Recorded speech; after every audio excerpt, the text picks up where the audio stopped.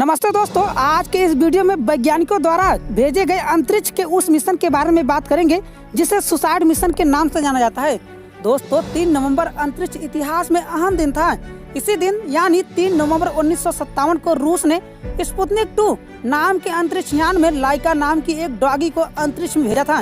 Sputnik 2 में बैठकर उसने धरती के चक्कर भी लगाए थे। लाइका को एक तरह से परीक्षण के लिए भेजा गया था। इस मिशन का एक मकसद यह जानना था कि अंतरिक्ष में किसी इंसान को भेजना कितना सुरक्षित है और वहां की स्थिति कैसी है। दुखद बात यह है कि लाइका ने इस स्पेस मिशन में अहम भूमिका निभाई थी, लेकिन वह धरती पर जीवित वापस नहीं लौट सकी। दोस्तों, आइए इस मिशन और लाइका से जुड़ी कुछ खास बातें हम आपको बताते हैं। दोस्तों, दुखद बात यह है कि लाइका ने इस स्पेस मिशन में अहम भूमिका निभाई थी, लेकिन वह धरती पर जीवित वापस नहीं आ सकी। दोस्तों, आइए इस मिशन और लाइका से जुड़ी कुछ खास बातें हम जानते हैं। दोस्तों, यह एक ऐसा सुसाइड मिशन था जो मानवता के लिए बड़ा बलिदान साबित हुआ है। इसे सुसाइड मिशन इसलिए कह सकते हैं क्योंकि मिशन में शामिल वैज्ञानिकों को अंदाजा था कि लाइका का धरती पर जिंदा वापस लौटना संभव नहीं है। उन्होंने जो अंतरिक्ष यान बनाया था उसमें तकनीकी खामियां थी। तकनीक रूप से वह रॉकेट इतना सक्षम नहीं था कि धरती पर वापस लौट सके।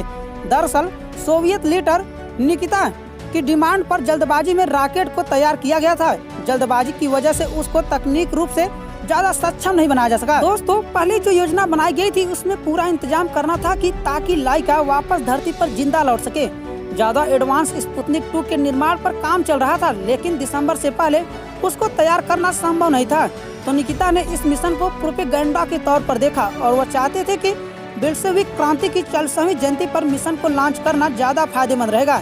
वैसे दावा तो किया जाता है कि लाइका ही पहला जानवर था जिसे अंतरिक्ष में भेजा गया था, लेकिन वह पूरी तरह से सच नहीं है।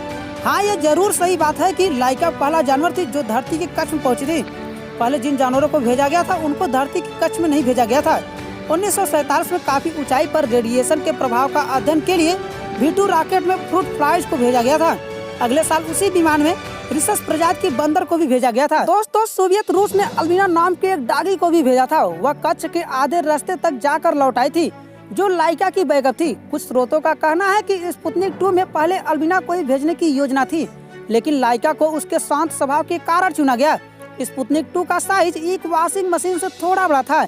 लाइका को स्पुतनिक 2 के अंदर खुद को जीवित रखने के लिए प्रशिक्षण देने के मकसद से उसे छोटे छोटे पिंजरों में प्रशिक्षण दिया गया था। दोस्तों, लाइका को अंतरिक्ष मिशन पर जाने से पहले पूरा प्यार दिया गया। उसे उसके घर पर लाया गया ताकि वह अपने बच्चों के साथ खेल सके।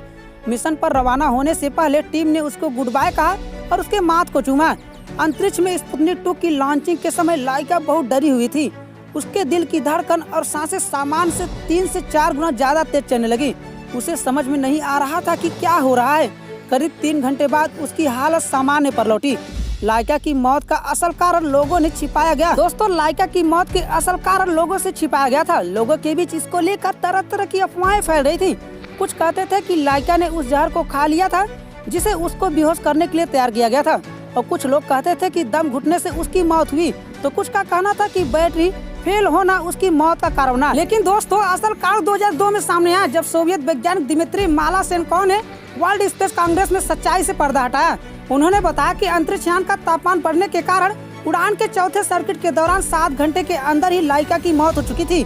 चूँकि अंतरिक्ष यान को जल्दी में बनाया गया था, इसलिए उसमें तापमान नियंत्रण प्रणाली सही से लगाई नहीं जा सकी, जिसकी वजह से सिस्टम फेल हो गया। दोस्तों, स्पुतनिक 2 गर्म से गर्म होता चला गया और 100 डिग्री फ़ारेनहाइट तापमान को पार कर गया। अंतरिक्ष यान के अंदर का तापमान काफी बढ़ने के बाद एक बार फिर लाइका भयभीत हो गई और फिर वैज्ञानिकों ने उसकी धड़कन को तेज से तेज होते सुना। अंत में उन्होंने उसकी धड़कन को शांत होते भी सुना। दोस्तों, स्पुतनिक 2 5 महीने तक अंतरिक्ष में रहा। 14 अप्रैल 1958 को जब वह धरती पर लौटने लगा तो विस्फोट के बाद लाइका के अवशेषों के साथ टुकड़ों में बढ़ गया। लाइका की अंतरिक्ष यात्रा के बाद अंतरिक्ष से जुड़े एक रहस्य से पर्दा उठ गया था।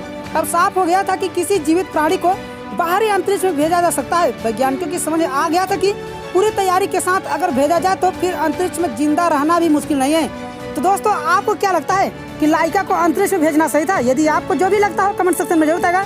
और यदि हमारे द्वारा दी गई जानकारी आपको अच्छी लगे तो वीडियो को लाइक कमेंट शेयर करें। और ऐसे ही नई नई जानकारियाँ प्राप्त करना तो आप अपने इस YouTube channel RK real facts को सब्सक्राइब करके बेल आइकन प्रेस करके ऑल पर सेट करिएगा, जिससे हमारे अगले वीडियो को नोटिफिकेशन सबसे पहले मिल जाए।